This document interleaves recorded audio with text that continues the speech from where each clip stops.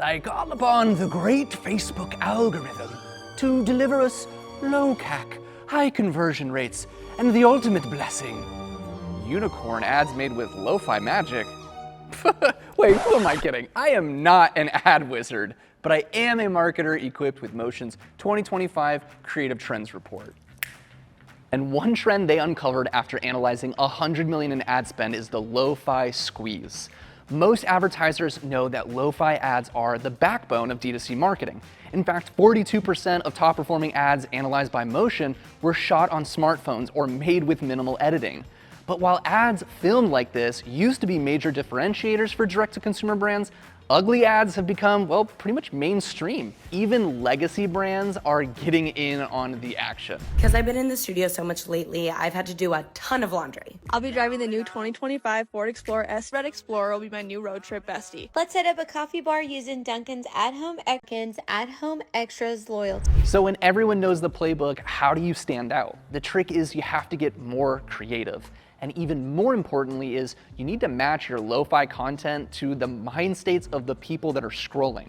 Let's check out some examples where you can adapt these into your own ads. First up is this ad from Poppy.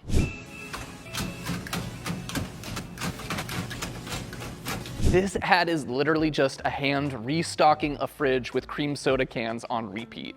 And their caption, us after trying cream soda for the first time. That's it. Simple, relatable, and it makes you smile while subtly hammering home the product. This is a very creative and clever way to do more with less. All right, here's another standout lo-fi ad from The Ridge. It's the best wallet you can buy, but you don't just have to take my word for it.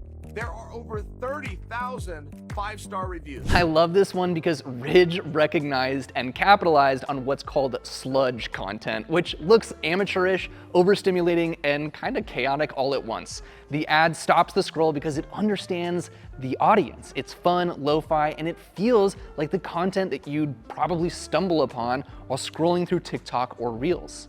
All right, let's take a look at one final example. We just launched Lemmy GLP-1 Daily with a limited time subscription offer. Kourtney Kardashian at home in a hoodie, and she crushes the ad read like she's just talking to a friend. Whether you're a fan or not, this is an effective way to do a founder ad that blends high-profile celebrities with a lo-fi production. But how can you actually make lo-fi ads that differentiate your brand and also mimic the tone and style of the content that your audience already loves? Well, here are 3 ideas that you can implement right away to get started now. Number 1 is start blending lo-fi with hidden polish.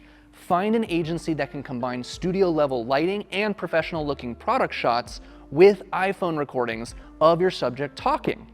A number 2 idea or tactic is to get a customer to record a voiceover and use that authentic audio overlaid with nicely set up product shots to achieve a better balance. And lastly, number 3, test out a high-profile, fun celebrity partnership, but have the ad recorded on an iPhone. This way it feels unscripted, trustworthy, and totally authentic. The lo-fi squeeze isn't just about saving money, it's about meeting your audience where they are, with content that feels real, raw, and totally scroll stopping.